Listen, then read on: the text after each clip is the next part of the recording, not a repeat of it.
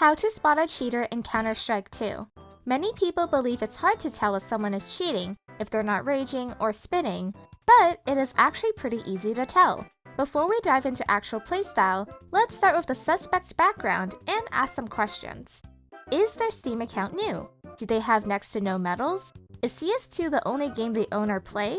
If at least one of those is true, the chances of them cheating increases.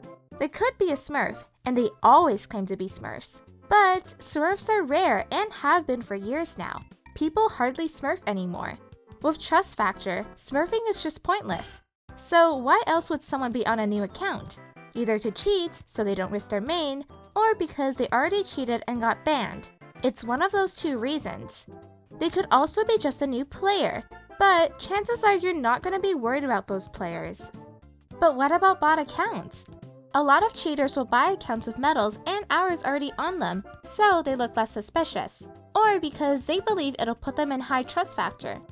Luckily, there's a lot of sites at our disposal that will make it very obvious to tell if someone is on a bot account or not. There's steamid.uk. If you see a bunch of Russian past names, and then the newest name is John, it's likely a bot account. There's also SteamRep and VacBand. Okay, so you did your research and you're still not sure. Now we focus on actual playstyle. One way a lot of cheaters tend to slip is how they play when they're the last player alive. Are they fragging out in the beginning of every round but always seem to drop the ball and be completely clueless when they're last alive?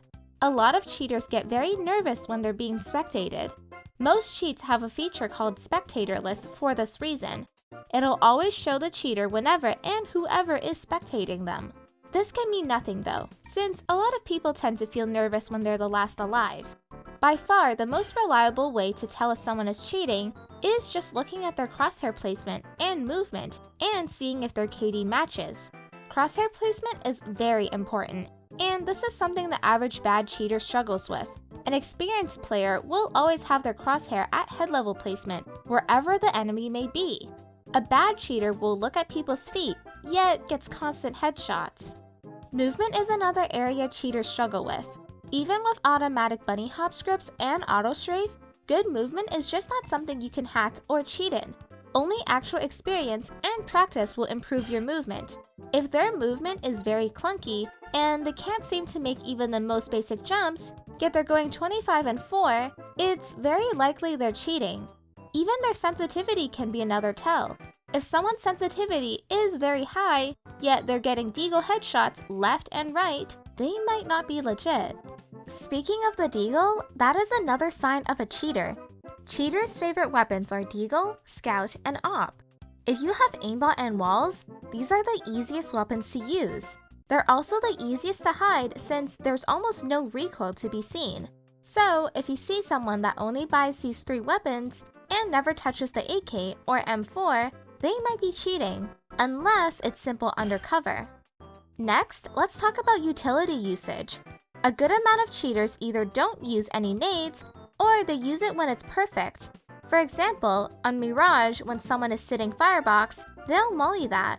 Or if someone is hiding van and they have low HP, they'll throw a nade so it finishes them off.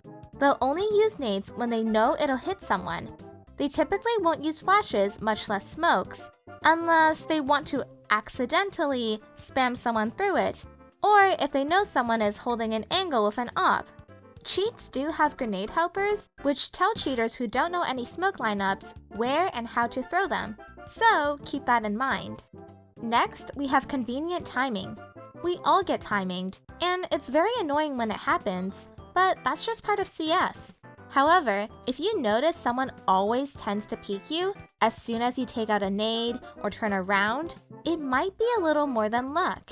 Cheaters can see if you have a nade out. They know when it's the perfect time to peek and when it's not. Cheaters can also see if you have a defuse kit and if you are actually defusing the bomb or faking it.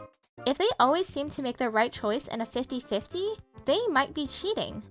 Next, let's talk about behavior. Most cheaters are crybabies, and they are very quick to assume someone else is cheating. As the saying goes, a thief believes everybody steals. If you kill the enemy once and they're already whining and accusing you of cheats, chances are they're the one cheating. They can't fathom being out-aimed and out-reacted by someone, so you must be cheating. It's the only explanation. They will typically be the first one typing in chat and not shutting up for the entire game. They can't help themselves. If you call them out for cheating, they tend to get super defensive and spurg out with fake laughter. I mentioned you can do research on someone's Steam account, but you can also do research stat-wise. There's CS stats, previously known as CSGO stats, and also Letify, both of which can help you determine if someone is a good player or they're cheating. Sometimes you don't even need to go to any third-party sites. All you need to look at is their CS mini profile in-game. If you see someone with 20 pins and 1 service medal, that's a red flag. Cheaters tend to be the ones that collect pins, whether genuine or not. Same applies if they have a bunch of bronze operations and whatnot. Cheaters feel the need to overcompensate the fact that they have either 1 service medal or none, so they buy a bunch of pins and stuff. 2 more things to look out for: red service medals or the genuine Alex pin. Maybe not so the red medal anymore, but the genuine Alex pin is another fan favorite of cheaters because they can buy them for so cheap. Now let's talk about Steam profiles. Let me debunk an old myth. Private profiles do not automatically mean someone is cheating, but if the account looks like it was made yesterday and it's private, yeah, they're probably cheating. If the profile is public, here's some red flags. Steam level is over 100. They have a unique Vanity Steam URL. They're in exclusive OG Steam groups. They have either a generic bland profile with everything hidden, or they have a black and white emo theme. Most normal players on Steam do not waste money on pointless Steam levels, and definitely not on Steam URLs or Steam groups. Typically only cheaters care this much, since Steam is their life. Lastly, let's talk about profile pictures. While anime pictures used to be a red flag, the rise of anime's popularity has made this less reliable.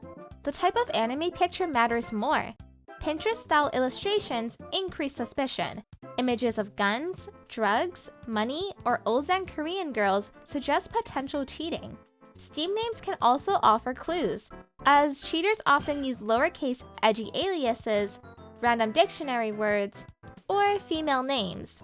LARPers with money or drug-related images may have names like Bitcoin Millionaire, or Exhibit Racist, or offensive names. It's important to note that exceptions for everything exist, but exceptions do not disprove the rule. Use your own discretion, and let's help keep CS2 free from cheaters.